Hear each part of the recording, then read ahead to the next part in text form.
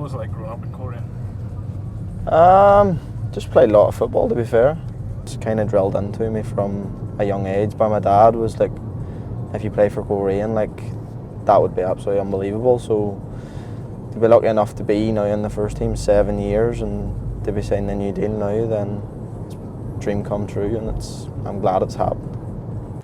I sat down with Oran day last week, and it was in the matter of an hour. It was all decided, and it was all done. And it's an easy enough decision for me. It's my hometown club. I've supported the club as a boy, and that makes it obviously the decision even easier. And obviously having Oran as the manager as well, and being able to work under him, again, it just makes it easy for me. I'm gonna hand you the iPad. You're gonna flick through some photos. I want you to sort of tell me what they mean. Yeah. If you tap the screen, it should come up with the first one. What does that photo mean to you? Everything, to be fair. My granddad rings me before every game. Like, he never forgets. He'll always ring me just before I leave to get on the bus. Him and my dad, my mum, my sister, and the rest of my family, they never miss, and like, they're always so supportive. So you live so close to the ground. What does it feel like even now when you drive in on a match day? Exactly the same as day one, except now I'm actually driving to the ground. So when I made my debut, I was getting picked up by Parkgate, or my dad was having to drop me down, and then James was having to give me a lift as well. But you still get the same feeling, you still get the same buzz. Even when I was injured as well, I still went to every single game, whether it was home or away, and it's nice to be so close. I always remind, especially Winky, every Tuesday, Thursday, Saturday, if we're at home, that it'll only take me 2 minutes to get home, and it'll take him an hour and a half. But at times my granddad would ring me on my way down as well, which will just fill that 3-4 minute drive to the ground. You drive into the grounds and you're just ready for the match. What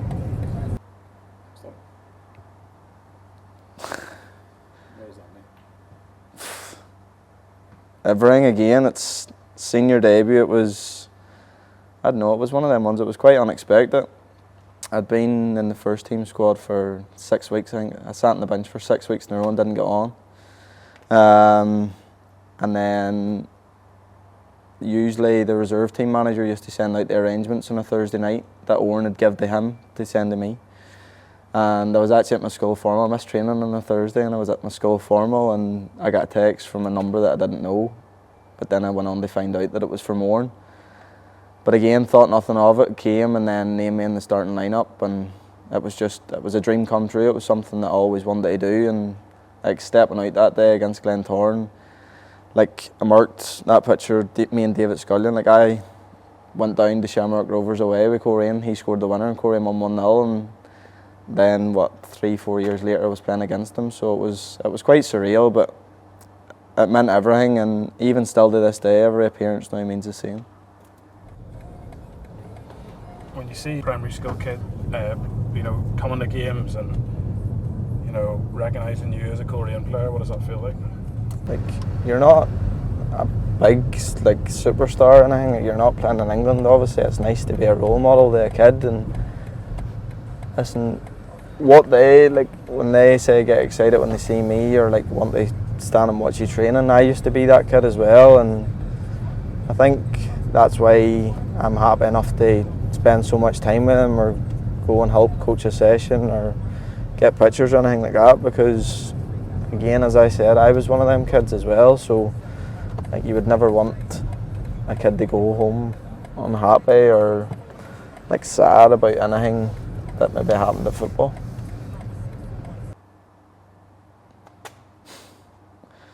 Young Guns. That was what the two of them have done for me, like over my career, is unbelievable. Obviously I'm here actually longer than James. I'm 7 years and he's 6, but like from when he came in, we just clicked straight away. Even before he had signed, I think he was chefing at a time, my dad was delivering in, and they always used to ask my dad how I was getting on and different things like that. But since he's come in, he's been, like, me and him's just formed, we're like brothers now, or I don't know. It's it's been brilliant. Like, and then Oran, it's just, I owe so much to him. Like, he showed so much faith in me and in other young players at a time when times were tough here at the club. We were finishing, I think, the season before me and Adam and Jamie McGonigal and Brad Lyons came into the team, we finished 10th. And even the first season that we came in, I think we finished 8th. And it was, Oran was taking a lot of stick after games and different things like that, but he stuck by us, and now I think every one of us have went on to make over 150 appearances in the Irish League, and some have moved on to full time. Like Brad's moved on across the war as well and done incredibly well, and now me and Adam's still playing here. And listen, what he does, even outside of football, what people don't realise as well, it's absolutely unbelievable, and I owe a lot to him.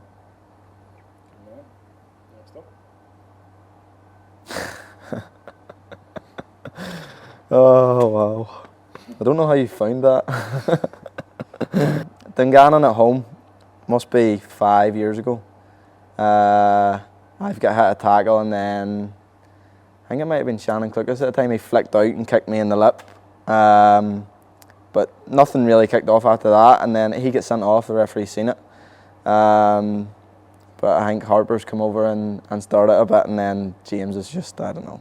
I think that sums him up, but like, he does that for everyone as well, and it's not just me, but no matter what you do, no matter if you're wrong or you're right, James will always be there. They stand behind you. Next up. Irish Cup semi-final. Second goal for Coleraine, I don't know. That was one of the best moments I've had in a Coleraine shirt, to be fair.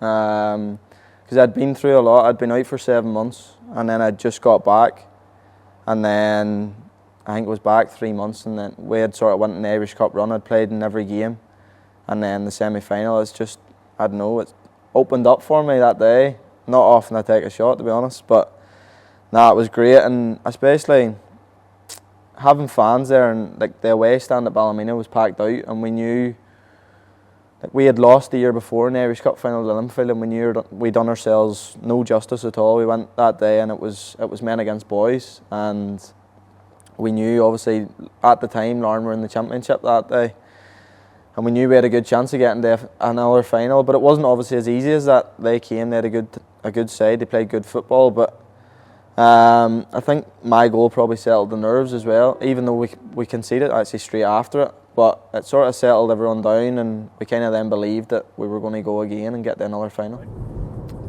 It's brilliant. I remember the first day it happened, we're away to Carrick, and Oran was just going about his business as normal in the changing room and telling you who'd be marking and stuff. And then after he told me who I was marking, he just said, "Oh, you're skipper today." And I didn't know if I picked it up right or heard him correctly, but so I just went out and done my warm-up as usual, and then it wasn't until we were going out, then he just reached me the armband, and it was like, oh, like this is actually like happening, and listen, it was brilliant. And now every time I do it, it still feels the same.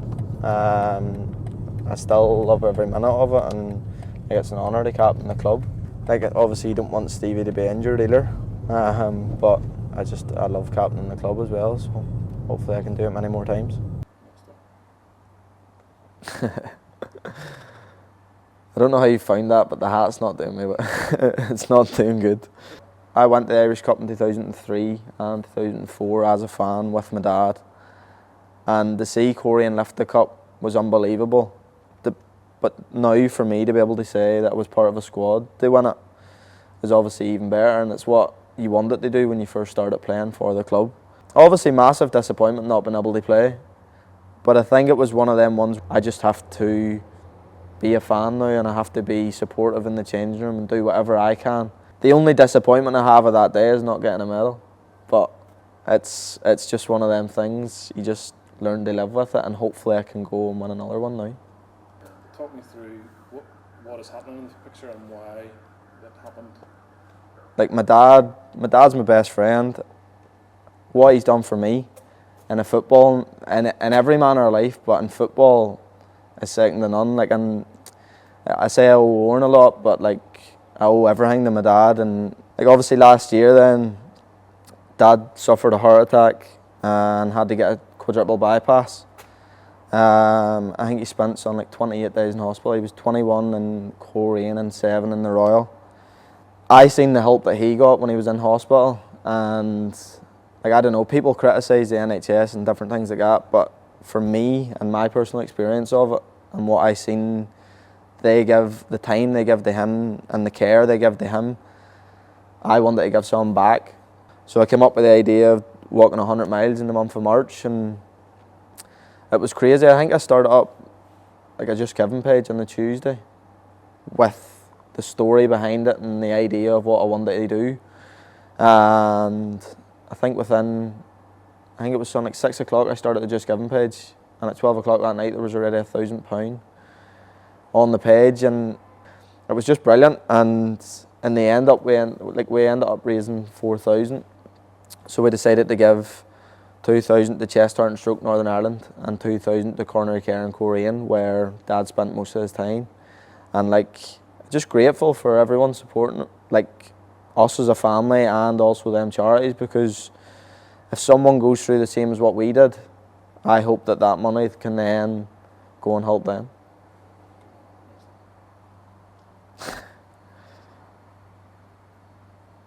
That probably means the most there. As I said before, because I didn't play in the Irish Cup final, I still felt part of it. But to be able to play that day and come from behind and go on to win it, I think it was it was very special. And the fans we had, I think we travelled 4,000 fans, and again, all my family was there, my friends, everyone was there. And then probably the pinnacle of that day for me was before we went up to get the trophy. Stevie O, he had been injured for part of the season, and Oren then made me captain, like sort of vice captain when Stevie wasn't playing. So we'd probably captained the same amount of games at that moment in time in the season. But still, I didn't expect for Stevie to ask me, but Stevie asked me to lift the trophy with him. And it was kind of one of them moments where I didn't really know what to say, but I was so grateful for that opportunity to come up, because I was able to lift the trophy as I had no vice captain, whatever it was, from a boyhood club. And like, it was probably the last big event as well before COVID.